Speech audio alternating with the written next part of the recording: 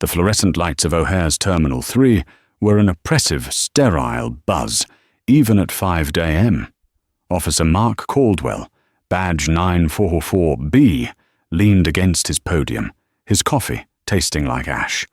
He saw her approaching, a black woman, maybe 35, wearing sweats that looked slept in and hair pulled back in a way he found messy.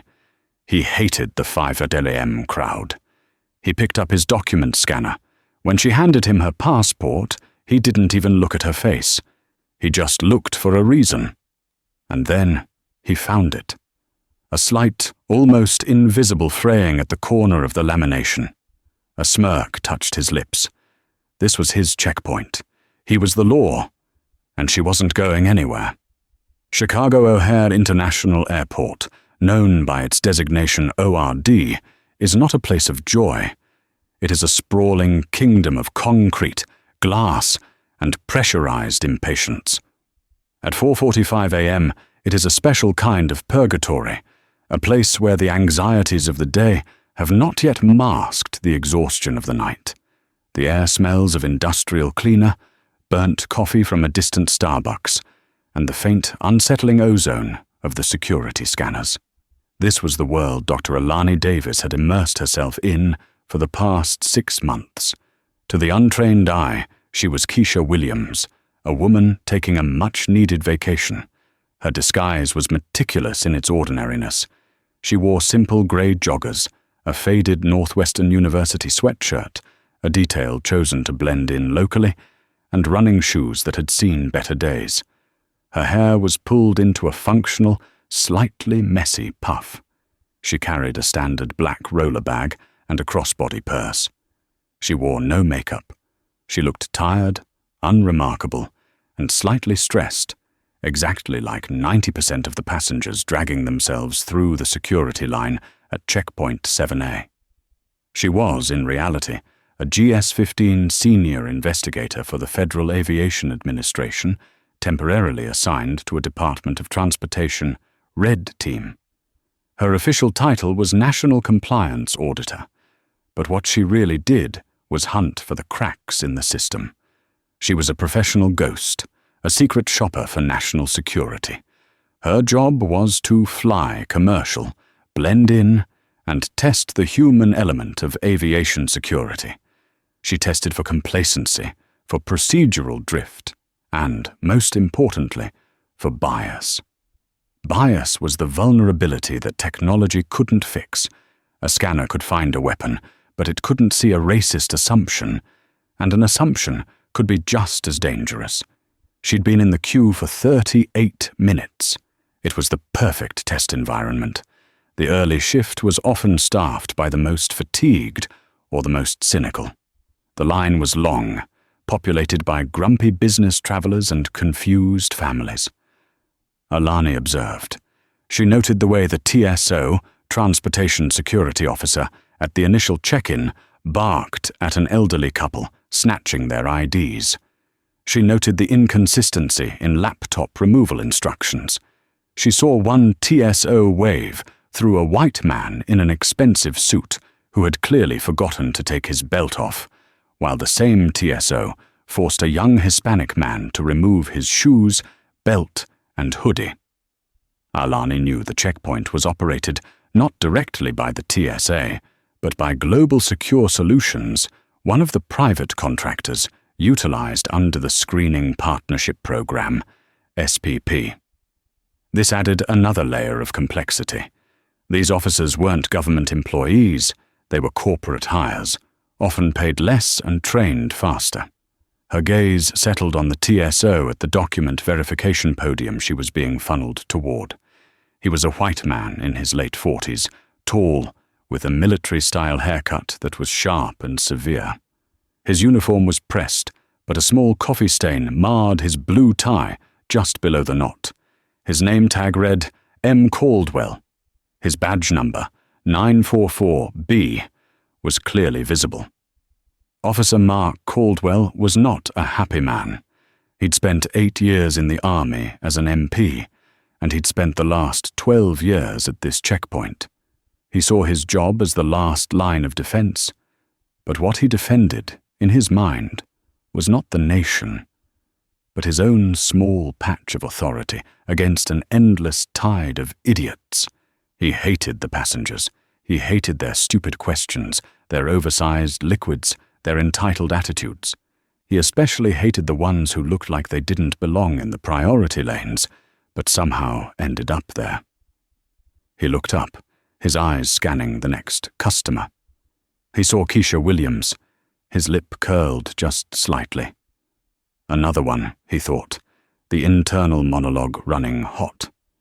Sweatpants, probably flying on points someone else earned, going to block up the line asking how to use the scanner. Alani felt his eyes on her long before she reached the podium. It was a heavy, judgmental stare that she had felt her entire life. But now, it was a data point.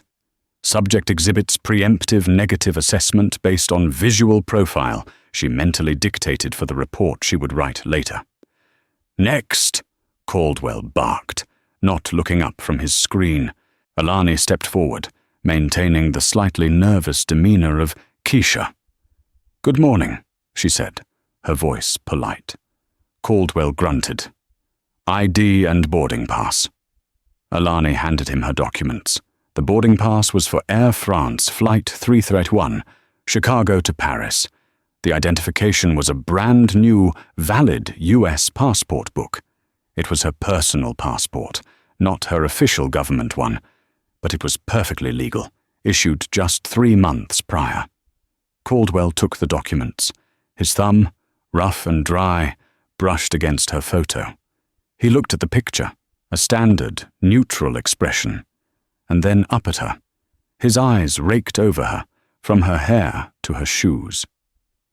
"Keisha Williams," he said, drawing the name out, making it sound foreign and suspicious.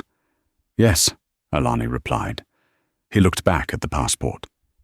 "Going to Paris?" It wasn't a question. It was an accusation. "Yes, for a vacation," Alani said, keeping her tone light. Caldwell's fingers tightened on the blue booklet. He held it up to the UV light, his movements unnecessarily rough. "Vacation. Must be nice." Alani didn't respond. She just waited. This was the critical phase, the interview. It wasn't just about matching a face to a photo. It was about the officer making a gut judgment. And Officer Caldwell's gut was rotten. He swiped the passport. The machine beeped, valid. The screen in front of him flashed green, showing her face, her flight information, and the all clear. But Caldwell didn't hand it back. He turned the passport over in his hands. He bent the cover back, running his thumb hard along the spine, testing the binding. He scraped his fingernail against the corner of the laminated data page. "Officer, is there a problem?" Alani asked, infusing her voice with the exact amount of nervous tremor a regular passenger would have. "I'll ask the questions," Caldwell snapped, his voice rising just enough to turn the heads of the people behind her. "This lamination, it's peeling." Alani knew it wasn't. That passport was pristine. It had been inspected by her own department's quality control before she'd even packed. "I don't think so," she said. "It's brand new." "Are you calling me a liar?"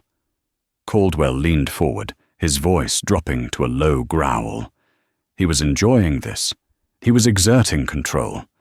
"I see this all the time. People buy these fakes, peel the lamination, stick a new picture in. You think we're stupid?" The people in line behind her began to shift. A man in a business suit huffed. "Come on, man, just scan it and let's go." Caldwell shot him a look. "You want to fly today, sir?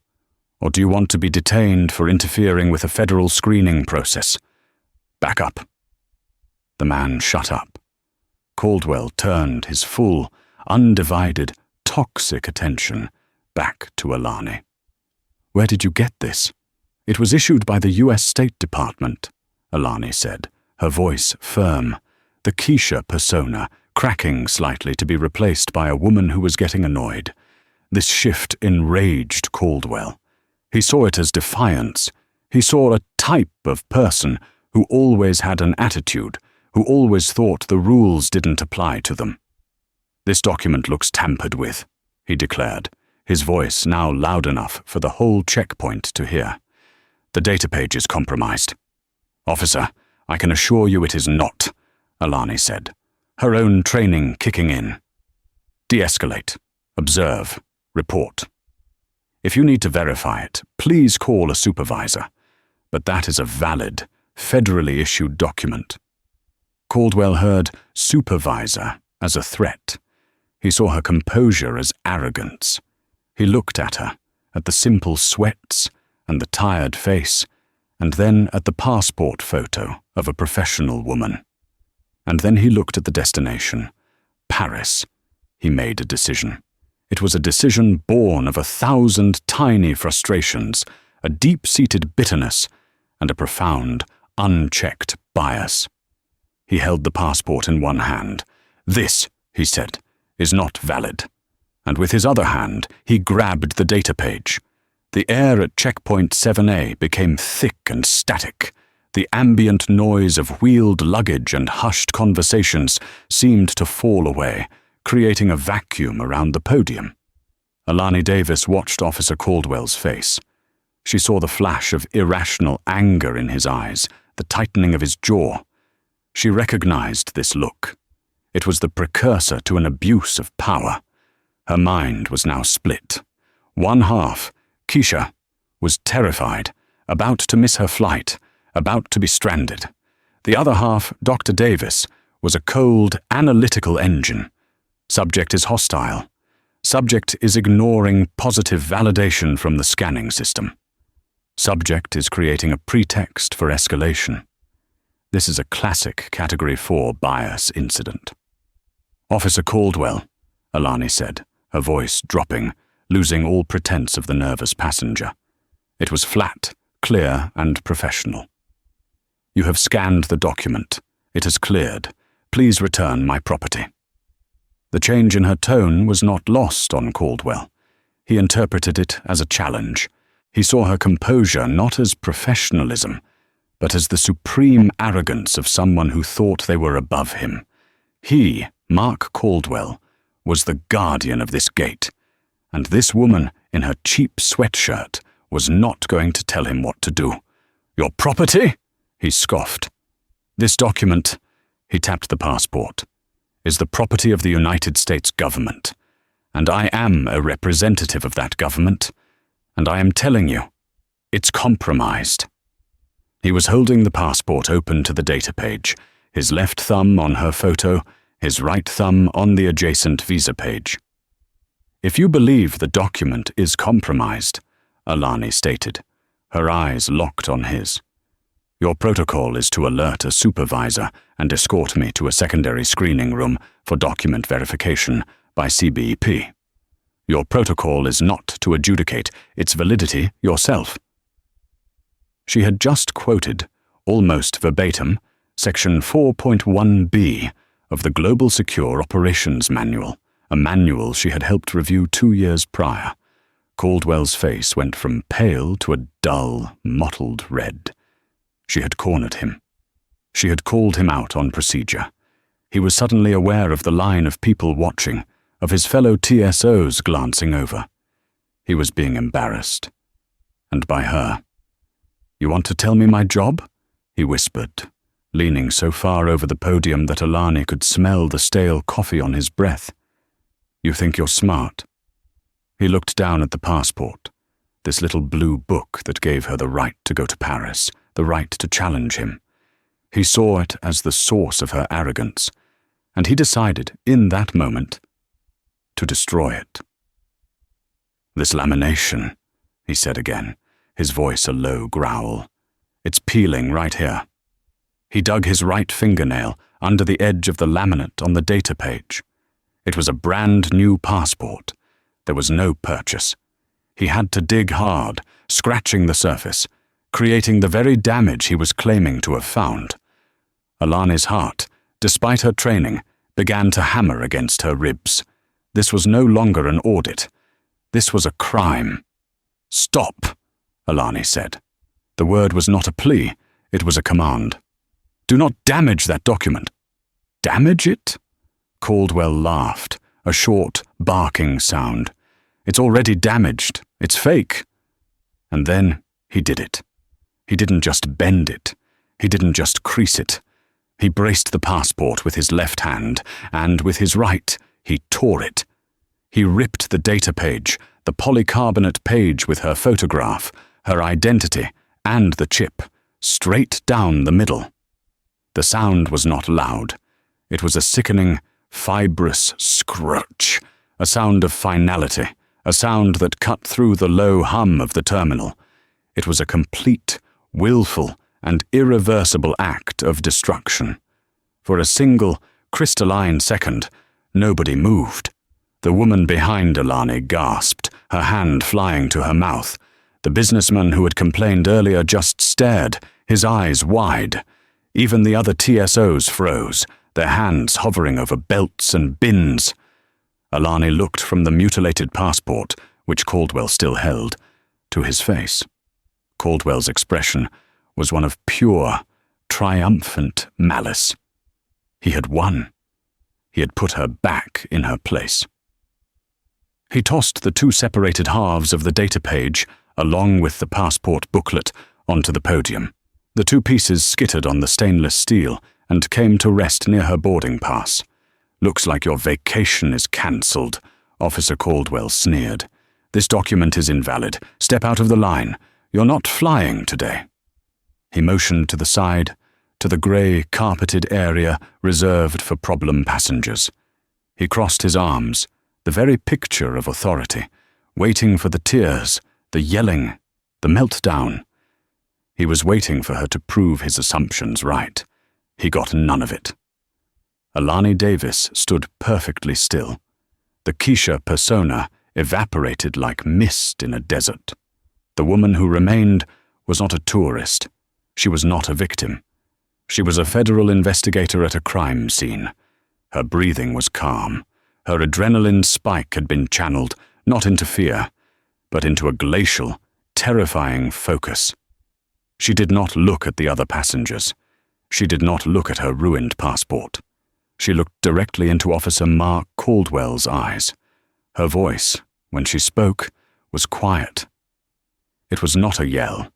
It was the quietest, sharpest sound in the entire terminal, and it sliced through his triumph like a scalpel. "Officer Mark Caldwell," she said, her cadence precise. "Badge 944B, note the time, 5:04 a.m. You have just, willfully and with malice, destroyed United States government property in violation of Title 18, United States Code, Section 1543. Caldwell's smirk wavered. It was confusion, not fear. "What did you say? You threatening me? Get out of the line before I call the police." "I am not threatening you, officer," Alani continued, her voice remaining perfectly level. "I am making a statement of fact. You have also, in your capacity as a screening agent, interfered with the duties of a federal officer. That is Title 18, Section 111. Caldwell's bravado began to crack, the red in his face draining away, leaving a pasty, unwell pallor. "What? What are you talking about? Federal officer? You?" He laughed, but the sound was brittle. "You're a federal officer?" "Sure, lady, and I'm the president. Now move." Alani did not move. "Call your supervisor," she said. "Call him right now.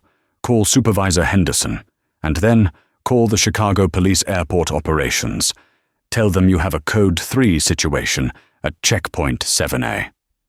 "I'm not calling anyone," Caldwell blustered, trying to regain his footing.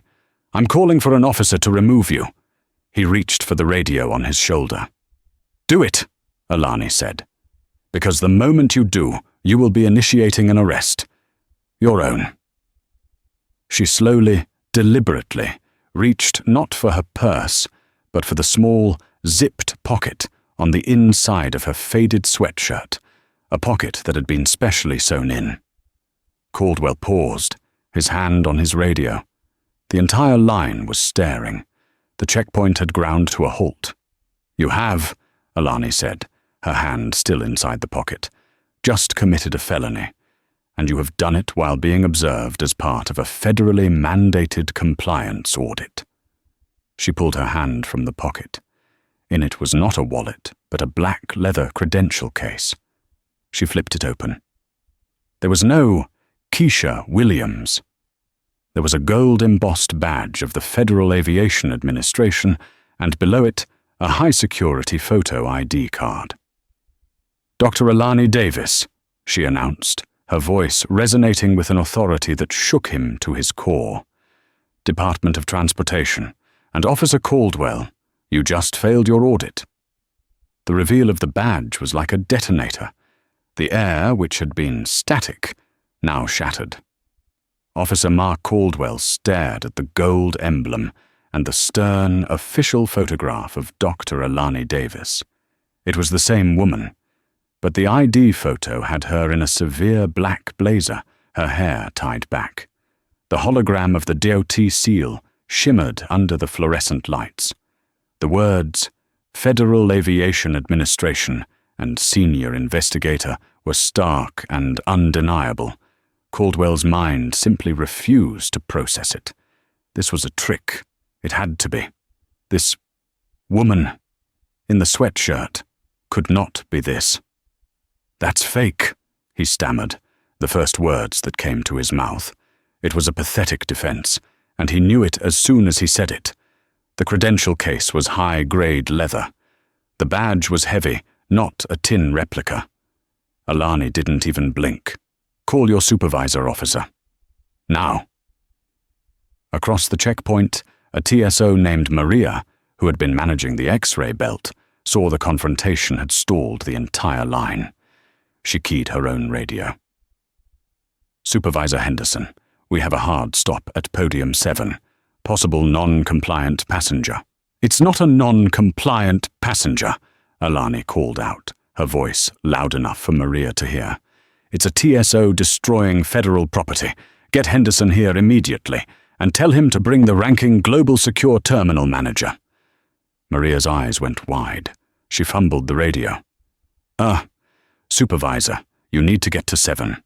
Now, it's an official. The word official was like a cattle prod.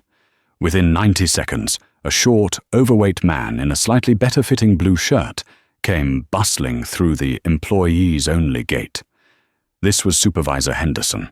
He was a lifer at Global Secure, a man whose entire career was built on keeping the lines moving and the complaints minimal. An incident meant paperwork. What's going on here, Caldwell? Henderson puffed, arriving at the podium. Why is this line stopped? Ma'am, you need to... He stopped short. He saw the ruined passport on the podium. He saw Caldwell, who looked like he'd seen a ghost. And he saw the open credentials in Dr. Alani Davis's hand. Henderson's blood ran cold. He had seen contractor credentials. He had seen airline credentials. He had even seen FBI credentials once. But FAA ... Here, at his checkpoint, that meant one thing, an audit. A red team audit. The kind they only heard rumors about. The kind that got terminals shut down. Oh God, Henderson whispered. He turned to Alani, his entire demeanor shifting from annoyed manager to groveling subordinate. Ma'am, investigator, I'm Supervisor Henderson. What seems to be the problem here? The problem, Supervisor, Alani said, finally snapping her credential case shut and pointing a single steady finger at Caldwell, is your officer. She then laid it out, her voice devoid of emotion, each word a hammer blow of fact. At 04:58, I presented a valid U.S. passport and boarding pass. At 04:59, Officer Caldwell scanned the passport. The document cleared. Your system validated it. Instead of returning it, Officer Caldwell accused me of carrying a fraudulent document. He alleged the lamination was peeling. It was not. When I informed him of the proper protocol to request a supervisor for secondary verification, he became hostile. He then, at 05:04, deliberately and maliciously dug his fingernail into the data page and tore it in half. Henderson looked at the 2 pieces of the passport on the steel counter. He looked at Caldwell. "Mark." Henderson's voice was a desperate squeak. Caldwell was trapped. His universe was collapsing. She had an attitude. The passport looked fake. It was peeling, I swear. She was giving me attitude, boss, telling me how to do my job. "So you destroyed it?" Alani asked, her voice dangerously quiet. "Mark, you tore it?" Henderson was trembling. He knew what this meant. This wasn't just a complaint. This was career ending. This was contract ending. Global Secure could lose ORD over this. Caldwell's bravado was gone, replaced by a panicked, pleading look. "It was an accident. I was testing the lamination and it just tore. It was weak. It was fake." "It was not an accident," Alani said flatly. "I observed your hand. I observed your intent. You tore it with deliberate force, and you did it after I identified myself, by function, if not by name, as being aware of your protocol. You did it to put me in my place." She turned her gaze to Henderson. "Supervisor, your officer is now lying to you, which, I might add, will be noted in my report. Now, I need 2 things. First, you will relieve Officer Caldwell of his duties, immediately. He is not to interact with another passenger. He is to be detained in your office until CPD arrives. He is now the subject of a federal investigation." "Detained?" Caldwell yelped. "You can't arrest me." "I'm not," Alani said. "I am, however, ordering you to be held pending an investigation into the destruction of federal property. But if you attempt to leave, you will be adding resisting a federal officer to the list. Your choice." "Mark," Henderson hissed, grabbing Caldwell's arm. "Shut your mouth. Shut it now. Go to the break room. Do not talk to anyone. Just go." Caldwell, finally realizing the depth of the chasm he had fallen into, gave Alani one last look. It was a mixture of pure hatred and primal fear. He turned, unclipped his radio, and walked like a zombie through the employee gate. "Second," Alani continued, turning back to Henderson as if Caldwell had never existed. "You are to retrieve every second of video surveillance from this checkpoint. I want the overhead camera, the camera at your podium, and Officer Caldwell's body camera footage, if he was wearing one." He wasn't," Henderson stammered. "Global Secure hasn't implemented them at ORD yet. Too expensive." "How convenient," Alani said, a flicker of ice in her tone. "Then the overheads will have to suffice. I want them pulled now. I want a copy delivered to me in your office. I also want your terminal manager, Mr. Shaw, paged and brought to that office in the next 10 minutes. Am I clear?" "Yes, investigator. Yes, ma'am." "Crystal clear." Henderson was already on his radio, his voice shaking, calling for another TSO to cover the podium, and for his manager, Silas Shaw, to meet him in the operations office code red. Alani finally bent down. She carefully picked up the 2 halves of her ruined passport data page and the blue booklet. She held them in her hand. This was the evidence. The passengers in line were staring, whispering. They had just witnessed a complete realignment of the universe.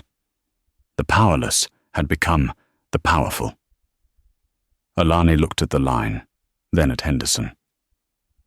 "Get another officer on this podium, Supervisor. You've held up these people long enough." She then looked at the businessman who had told Caldwell to hurry up. He looked at her with newfound respect, almost awe. Alani just nodded, then turned.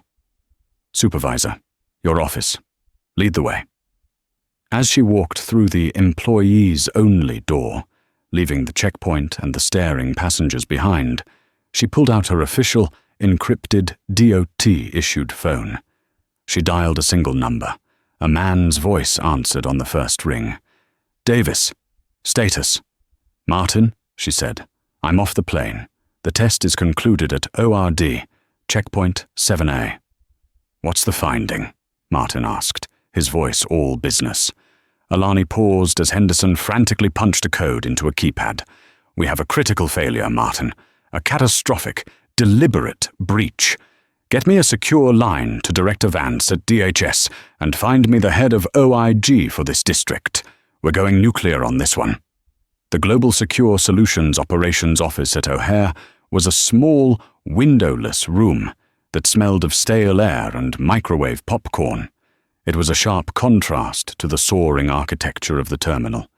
This was the terminal's gritty underside, a world of beige filing cabinets, flickering monitors showing security feeds, and laminated procedure charts taped to the walls. Alani sat at a cheap laminate table, the 2 pieces of her passport placed in front of her, like evidence at a trial.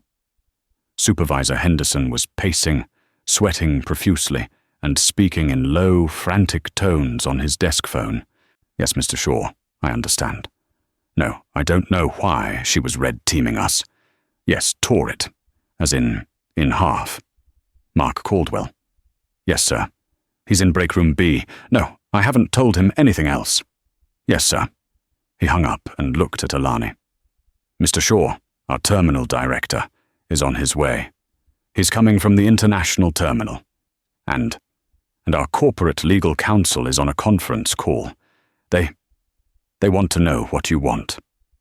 Alani looked up from her phone. What I want, Mr. Henderson, is irrelevant. What is happening is that I am filing an incident report with the Department of Transportation and the Department of Homeland Security, Office of Inspector General. What is happening is that your company, Global Secure, has just had one of its agents commit a felony against a federal officer during a compliance audit. The want part of this equation is long gone. Henderson looked like he was going to be sick. He was a manager. He dealt with complaints, with sick days, with broken scanners. He did not deal with federal investigations. He said it was an accident, Henderson offered weakly. And I will state for the record he is lying, Alani countered. The video will confirm it.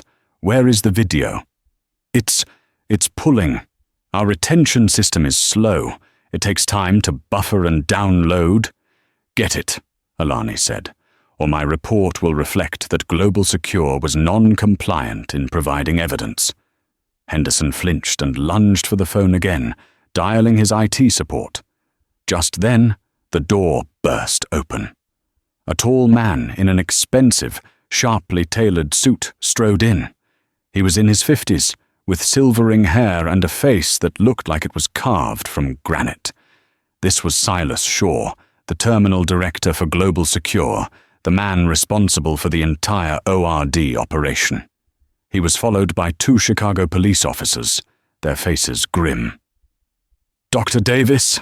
Shaw asked, his voice a commanding baritone. He was not panicked. He was in containment mode. I am Silas Shaw. I have been appraised of the allegation. I cannot express my shock. First, let me offer the sincerest apologies of Global Secure Solutions. Officer Caldwell's alleged actions are heinous, unacceptable, and in no way reflect our company's values or training. Alani met his gaze. He was smooth. Mr. Shaw, thank you for coming. These officers, are they for me or for your employee? They are here to assist your investigation in any way you require, Dr. Davis, Shaw said. He gestured to the 2 CPD officers. Officer, please wait outside. We will call you if you are needed. The police, looking slightly confused but understanding the hierarchy, nodded and stepped back into the hallway. Shaw turned back to Alani. Now, this is a terrible, terrible incident. We have already begun the process of terminating Officer Caldwell, effective immediately. We will, of course, cover the full cost of replacing your document and any and all expenses related to your missed flight. Alani held up a hand. The gesture was small, but it silenced the high-powered executive instantly. Mr. Shaw, stop." She let the silence hang in the room. Henderson had frozen, phone in hand.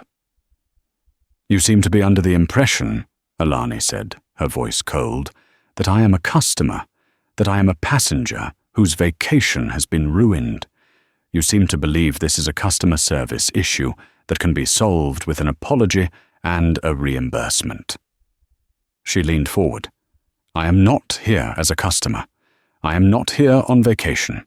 I was here on an official, covert audit to test your checkpoint's vulnerability to bias-based procedural failures.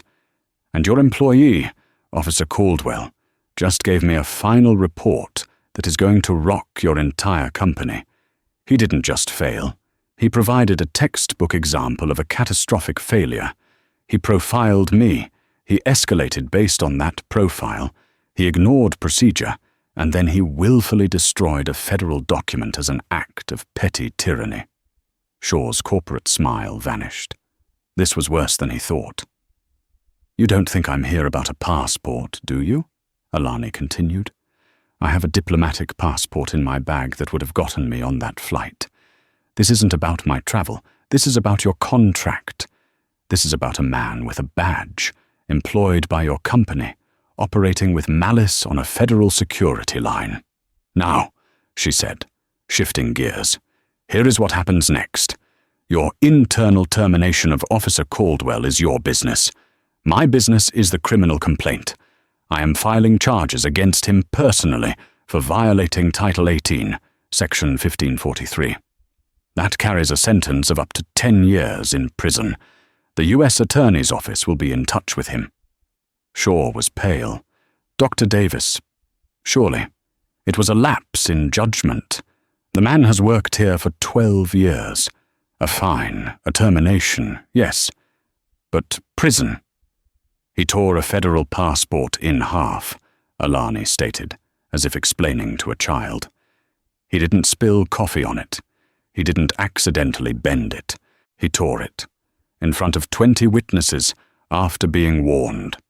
The lapse in judgment was a felony. His 12-year employment record is not a defense. It's an aggravating factor. It means he's had 12 years to learn the protocol, and he chose to ignore it." Before Shaw could respond, Alani's encrypted phone buzzed. She looked at the screen. "Excuse me," she answered. "Director Vance." She listened for a moment. "Yes, sir. Yes, that's correct. ORD. Checkpoint 7A. An SPP contractor, Global Secure. Yes, sir. I have the pieces. I'm with their terminal director now. Yes, sir. I will. Thank you." She hung up. She looked at Shaw, her expression unreadable. That was the director of DHS Security Operations. He is displeased. He is grounding all Global Secure operations at O'Hare, pending an immediate, full-scale audit of your training, hiring, and performance records. Effective in 1 hour, TSA federal officers will be flown in from Midway to take over every checkpoint you manage in this airport. Henderson made a small gagging sound and sat down heavily. Shaw stumbled back, physically reeling as if he'd been struck. "What? You can't... We have 800 employees here. You can't shut us down in an hour. The terminal will descend into chaos." "Then you should have trained your people not to commit felonies," Alani said. "That, however, is not my problem. My problem is securing this facility. And as of this moment, my audit has concluded that Global Secure's management of this checkpoint is a threat to security, not a protector of it. Your team is being relieved." This is a billion-dollar contract," Shaw was yelling now, his corporate mask gone, revealing the desperate man beneath. "And you trusted it to Officer Caldwell," Alani replied. "Now, Supervisor Henderson, where is my video?" The door opened again. This time it was a nervous-looking IT technician holding a small black hard drive. "The footage, Mr. Henderson, from 04:45 to 05:15. Camera 12. "Give it to me," Alani said, holding out her hand. The technician, ignoring his bosses, walked over and handed the drive directly to her. Alani stood up, tucking the drive into her pocket. She picked up the pieces of her passport. Mr. Shaw, Mr. Henderson, an investigator from the DOT Office of the Inspector General will be here within the hour. Her name is Julia Romano. You are to give her everything she asks for. Officer Caldwell's entire file, all complaints against him, sealed or otherwise. Your training manuals. Everything. If you are not fully cooperative, I will personally recommend to Director Vance that he begin proceedings to have the Global Secure SPP contract cancelled nationwide. She walked to the door, passing the shell-shocked Shaw. Dr. Davis, Shaw said, his voice a hoarse whisper. This is disproportionate. It's one bad employee. You're ruining hundreds of lives over a passport. Alani stopped at the door, her back to him. You're wrong, Mr. Shaw. You still don't get it. She turned, her eyes burning with a cold fire that had been absent until now. He didn't do this because he's a bad employee. He did this because he is a racist. He did this because he saw a black woman in sweats, and he decided she had no power. He decided she was beneath him. He didn't do this to a white man in a suit. He didn't do it to the elderly couple in front of me. He did it to me. This isn't about a passport, she finished. It's about the fact that your company, your training, and your supervision allowed a man like that to hold a position of power, and he used that power to assault a citizen based on her race. The fact that the citizen he chose was a federal officer on an audit, that's not his tragedy, Mr. Shaw. That's karma. She opened the door and walked out, leaving the ruins of their careers behind her. Mark Caldwell sat in the grey, windowless break room, the silence buzzing in his ears. The room smelled of stale cigarettes and old socks. For the first hour, he was just angry. He paced, muttering to himself. That bitch. That trick. Setting me up. Lying about who she was. How was I supposed to know? She came in dressed like trash. It was peeling. It was? He was a man who had built his life on a fragile foundation of authority. His army career had topped out at specialist. His marriage had failed. His kids didn't talk to him. This job, this uniform, this podium, this was all he had. It was the only place in the world where people had to respect him. When Dr. Alani Davis, in her Keisha disguise, had challenged him with her calm, procedural language, she had threatened the very core of his identity. Ripping the passport had been a desperate, reflexive reassertion of his dominance. It had felt good. It did not feel good now. He kept waiting for Henderson to come in and tell him it was all sorted out. Maybe he'd be suspended for a week, with pay. He'd have to take some stupid sensitivity training webinar, but they'd protect him. Global Secure always protected its own, especially against problem passengers. But Henderson didn't come. At 06:30, the door opened. It wasn't Henderson. It was Silas Shaw, the terminal director, a man Caldwell had only ever seen from a distance, and behind him were the two CPD officers. Mark Caldwell? Shaw asked, his voice dead. Yeah, Mr. Shaw, boss. Listen, this is all a misunderstanding. That woman, she, Mr. Caldwell. Shaw cut him off. You are terminated from Global Secure Solutions, effective immediately. Your credentials are to be surrendered. The Chicago Police Department officers are here to escort you from the premises. The blood drained from Caldwell's face. Terminated? What? You can't. I've been here 12 years. You can't just fire me over one complaint. It is not a complaint, Mark, Shaw said, his eyes filled with contempt. It is a felony investigation. You are a liability I can no longer afford. Give me your badge and your airport ID. One of the CPD officers stepped forward. Sir, we're not arresting you at this time, but we are trespassing you from the airport. You will be escorted to your vehicle, and you are not to return to O'Hare property. Do you understand? Trespassing? Caldwell's voice was a high-pitched whine. This is my job.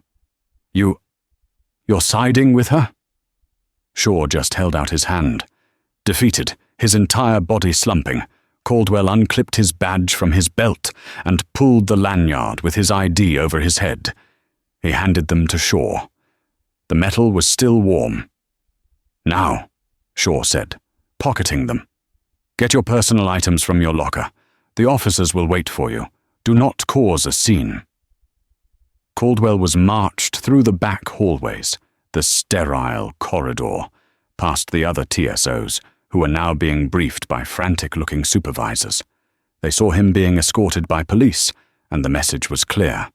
The king of Checkpoint 7A was being dethroned. He was deposited in the employee parking garage, a cold, dark, concrete expanse. The CPD officers watched him get into his 10-year-old Ford Focus, its fender dented. He sat there for a long time, the engine off, as the sun began to rise, painting the polluted Chicago sky a sick, pale orange. He was 51 years old. He had just been fired, trespassed from his own job, and his last paycheck would be docked. But his day was only beginning. He drove home to his small, rented condo in Des Plaines. The adrenaline had worn off, replaced by a deep, terrifying dread. He tried to call Henderson, but the call went straight to voicemail. He tried to call his union rep, but the rep's line was busy. He turned on the TV, hoping for a distraction, but he couldn't focus. He kept seeing her face. Not the Keisha face, but the Dr. Davis face. The cold, assessing eyes. Title 18, Section 1543. He Googled it. Whoever falsely makes, forges, counterfeits, mutilates, or alters any passport, or willfully and knowingly uses any such false, forged, counterfeited, mutilated, or altered passport, shall be fined under this title or imprisoned not more than 10 years. 10 years. He threw up in his kitchen sink. At 3:00 p.m., his doorbell rang. He thought, with a surge of hope, that it might be Henderson, maybe with a lawyer, maybe with a plan. He opened the door. 2 people stood there, a man and a woman, both in dark, conservative business suits that screamed federal. "Mr. Mark Caldwell?" the woman asked. She was sharp, with dark hair pulled into a severe bun. "Who are you?" She flipped open a credential case. "Julia Romano, Special Agent, Department of Transportation, Office of the Inspector General. This is Special Agent Price. May we come in? We have some questions about the incident at O'Hare this morning." Caldwell's legs gave out. He had to brace himself against the doorframe. I think I need a lawyer," he stammered. "That is your right, sir," Agent Romano said, her voice pleasant, which was somehow more terrifying than if she had yelled. "In fact, we'd recommend it. But we're here to interview you as part of our investigation. You can speak to us now, or you can refuse. However, we are also serving you with this." She handed him a folded document. It was a federal subpoena to appear before a grand jury. "And," she added, "we are also serving this." She handed him a second document. "This is an arrest warrant, signed by Magistrate Judge Henderson this afternoon. Mark Caldwell, you are under arrest for the willful destruction of government property." Caldwell just stared. But, it was, "Sir," Agent Price, the bigger of the two, said, his voice gentle, "please turn around and place your hands behind your back." The shame was overwhelming. The click of the handcuffs was the loudest sound he had ever heard. His neighbors, Mrs. Petroff and her little dog, were watching from their doorway as he was led out of his own home by federal agents. He wasn't just fired. He wasn't just suspended. He was a criminal. He had spent his entire life seeing the world in black and white, us versus them, the rule followers and the rule breakers. He had always been the one who enforced the rules. Now, in the back of an unmarked black sedan, he was just another perp, another piece of trash being processed by the system. He had built his tiny kingdom on a foundation of malice, and in one 5-second act of tearing paper, he had brought it all crashing down on his own head. The fallout from Incident OR255A, as it was now coded, was not confined to Mark Caldwell. It was a bomb that detonated in the corporate headquarters of Global Secure Solutions in Reston, Virginia, and its shockwaves were felt all the way to Washington, D.C. When Dr. Alani Davis's initial report hit the desk of the DHS director, it was flagged with the highest possible urgency. It wasn't just a personnel complaint. It was a systemic security failure. An auditor, operating covertly, had been racially profiled and then assaulted by a screening agent who had destroyed a federal document. The agent's actions proved, in the starkest possible terms, that the SPP, Screening Partnership Program, at O'Hare was compromised. The immediate takeover by federal TSA officers was, as Silas Shaw had feared, chaotic. Flights were delayed for hours. The lines snaked back to the ticketing counters. It made the local news. But the message from DHS was unwavering. Security will not be compromised. Meanwhile, Inspector Julia Romano, the OIG agent, descended on the Global Secure offices at O'Hare like a force of nature. She was not Alani Davis. Alani was a field auditor, a tester. Romano was an investigator, a forensic accountant of human failure. She requisitioned everything. First, she got Caldwell's file. It was a revelation. In his 12 years, Mark Caldwell had amassed 18 passenger complaints. 9 of them were for rude and aggressive behavior. Crucially, 7 of those 9 had been filed by women of color. Romano sat in the office that had been Silas Shaw's. He was now indefinitely suspended, pending the corporate investigation, and read through them. Passenger alleges TSO Caldwell called her stupid for not removing her laptop. Action taken. Verbal warning. Passenger alleges TSO Caldwell threw her driver's license back at her. Action taken. None. Insufficient evidence. Passenger, a black woman, alleges TSO Caldwell detained her for 20 minutes to verify her passport, causing her to miss her flight while waving through white passengers. Action taken. Investigated by Supervisor Henderson. Finding. TSO Caldwell was following procedure. Romano's eyes narrowed. She cross-referenced that last complaint. The supervisor who had cleared Caldwell was, of course, Henderson. "Get me Henderson's file," she ordered her assistant. Henderson's file showed a man who was exemplary at managing budgets and shift schedules, but who consistently cleared complaints against his senior staff. He hadn't disciplined Caldwell in over 5 years. He hadn't enforced retraining. He had, in effect, enabled Caldwell's behavior. By dismissing the valid complaints from minority travelers, he had reinforced Caldwell's belief that he was untouchable. He had created the monster that Alani Davis had encountered. The video footage from camera 12 was the nail in the coffin. Romano watched it in a dark room, with Alani and 2 lawyers from the U.S. Attorney's Office. The angle was high, but the intent was clear. It wasn't grainy. You could see Caldwell's hand. You could see him scan the passport. You could see the green valid light flash on his screen. And then you could see him talk. You could see Alani's calm response. You could see him lean in, his body language aggressive. And then you could see the rip. It was not a tear. It was a pull. It was a deliberate, 2-handed gesture of destruction. There was no accident. He had not been testing the lamination. He had executed the document. "My God," one of the lawyers whispered. "He did it right on camera." "He felt empowered to," Alani said, her voice matter of fact. He believed he was immune. He believed I was no one. His supervisor had taught him he was right to believe that. The consequences were swift and brutal. Supervisor Henderson, fired by Global Secure within 24 hours. He was not charged criminally, but the OIG report cited him for gross negligence in supervision and a pattern of discriminatory complaint dismissal, effectively ending his career in aviation security. He would be lucky to get a job managing a fast food restaurant.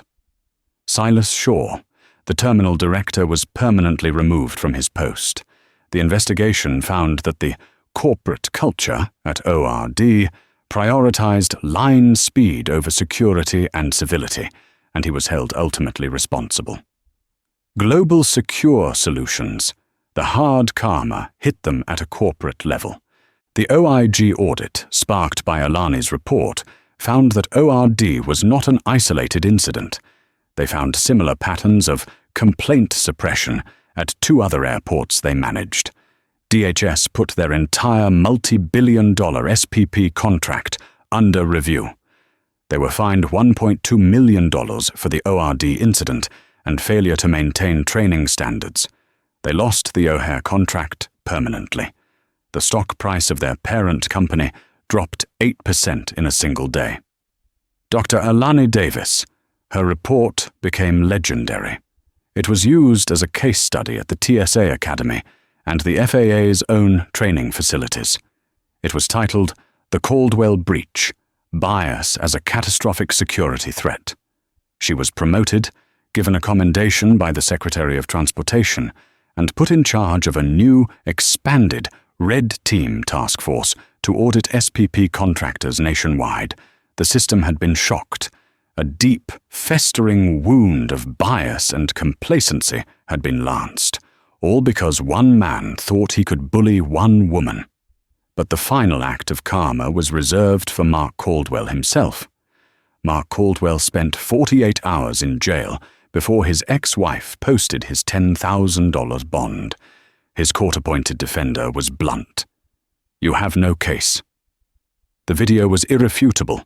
The victim was a senior federal investigator, and the prosecutor was offering a plea that included jail time. At his sentencing hearing, Caldwell, shaking, offered a weak apology for his bad day. The AUSA demanded prison, calling Caldwell's actions a malicious, bias-driven abuse of power. Dr. Alani Davis watched silently from the front row.